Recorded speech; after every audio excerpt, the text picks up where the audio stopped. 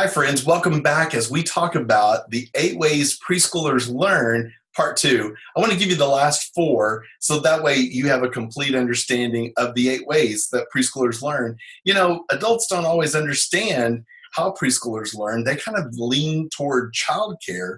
And although we appreciate that, we really know that if they understood and they were investing in teaching the Bible to boys and girls, probably has staying power to want to be there week after week and see the discoveries the kids are making and what they're learning.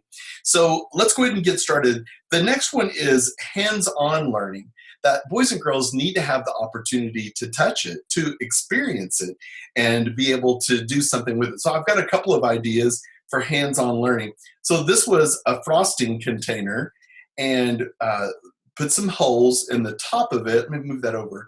Maybe you can see. We use some duct tape to kind of cover up the rough edges and to cover up the bottom to decorate a little bit. But inside are all these pom-poms. And there's large ones and there's small ones. And I think you can see the variety here, but they're just pom-poms. And so for a younger preschooler, if we put the lid on, and then we have 3 different size holes here, then they can try to poke them in. They won't go in the small one, but the big one will fit into this big one. And so just a teacher-made game that the kids can enjoy. And it really is a lot of fun. And I think if they need help poking it in, then you can help them. So after you get through with it, all you have to do is take the lid off, dump them out, do it again. And repetition's coming up, but do it again is a big deal with preschoolers. They just want to do it again. So hands-on learning. Let me show you another one. I've shown you this one before, and it's so much fun, but it's just all these little pieces of chenille stems. Maybe they're 1 inch long, maybe 2 inches. You just cut them with scissors, but you can move it up into the very top if you want. But I say try to get the gold one up there. This is just almost therapeutic. It just feels good. Now, you may not want to have as many chenille stems as I have in here. That way they have to dig down here in the bottom and pull them up farther. That'd be fine. But this is hands-on learning with magnet play, and it doesn't really get old. Just remember that if you've got great ideas like this, it's a keeper. Put it in the cabinet. Don't set it out where kids can do it all the time, because then it won't be as fun if they just do it all the time. So make sure that it's out only when you want them to be able to play with it. So hands-on learning. The next one is that boys and girls learn through relationships. So work at building relationships with boys and girls. Help them to get to know each other. And I had 2 preschoolers, Andrew and Landon, and both of them were quiet boys. They were very well behaved and always such a joy to have in class.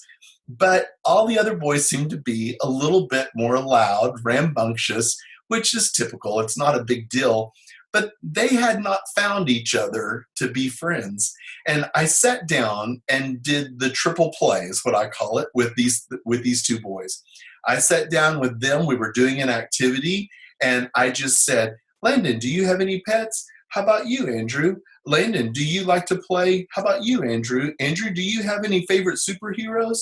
And he said, Spider-Man. And Landon looked at Andrew and said, Spider-Man? I love Spider-Man. And then it was on. They had found something in common, and they got to build a wonderful, wonderful friendship.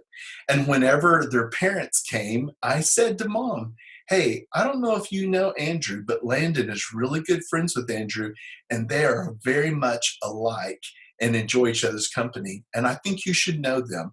Same way with Andrew's mom and dad to meet Landon. And you know what? They become the best of friends. You have to do a triple play sometimes and let kids get to know each other. They don't know how to ask each other those questions, and you can build those relationships by just helping out. The next one is repetition. Boys and girls like to do things again. Do it again. Do it again. And I say the only people who get tired of doing it again are the teachers, the adults in the class. But you need to be ready to say the story again. Matter of fact, we're repeating the Bible story all morning long as we're doing all of these activities, repeating it, repeating it. You've seen them do these puzzles and then dump it out and do the same puzzle again, dump it out, do the same puzzle again. They like to do that. And so when you encourage that happening, it's the way they like to learn. The only people who get tired of it are the adults. So see if you can stay the course and be able to do it again and again. Finally, the last one, number 8, is imitation. It's like their dramatic, like in home living, dramatic play, where they're imitating what it is to be the mom or the dad, take care of the baby, when they're being the gardener, when they're being the postal carrier, or they're being the eye doctor or the veterinarian, whatever you set up your dramatic play to be. And it's usually always in the home living center. So I challenge you to think about covering up the stove and sink and with paper and write on it eye doctor, or write on it the animal doctor. I don't know, however you want to do that, and have all the things there for them to do, have a different experience there in home living. So I challenge you to think about what you could do for imitative play. Boys and girls really get into that, and you may want to join them as you cover up one eye so that you're reading the chart, or that you're typing on the typewriter like the way the Bible was written for us in English. It was typed out. Give them those experiences and let them try them out. Imitative play is a big deal. I want you to look at all 8 of these, and let me just go over them one more time so you'll know. Senses, curiosity, satisfaction, play, and then we have hands-on learning, repetition, relationships, and finally, imitative play. That imitation is a big deal. I hope that you'll take these and put them to good use, because this is something your preschoolers need you to know so that you can be the great teacher that you are. Hey, I've got lots of ideas for all of these things here at Mr. Mark's Classroom, and recently we've just unveiled a brand new resource called Classroom Swag. It is a subscription every quarter, and every month you get this, and it's 20 pages of ideas, 2 on every page, that you would be able to see all these great ideas for preschool learning centers, for games, for elementary games, for elementary crafts, for elementary Bible skills. We have bulletin boards and more. And so you can check it all out at Classroom Swag and get the free sample so you can see what it is and what's involved, and how you can get this and make copies of it for all of your workers to add to their notebooks and create an obese notebook full of ideas. This is a great resource, and we want you to have it.